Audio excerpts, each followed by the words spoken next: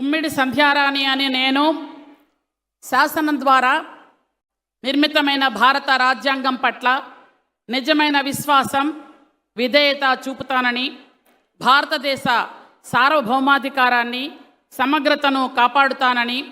ఆంధ్రప్రదేశ్ రాష్ట్ర మంత్రిగా నా కర్తవ్యాలను శ్రద్ధతో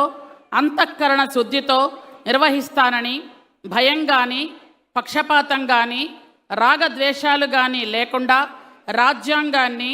శాసనాలను అనుసరించి ప్రజలందరినీ న్యాయం చేకూరుస్తానని దైవసాక్షిగా ప్రమాణం చేస్తున్నాను.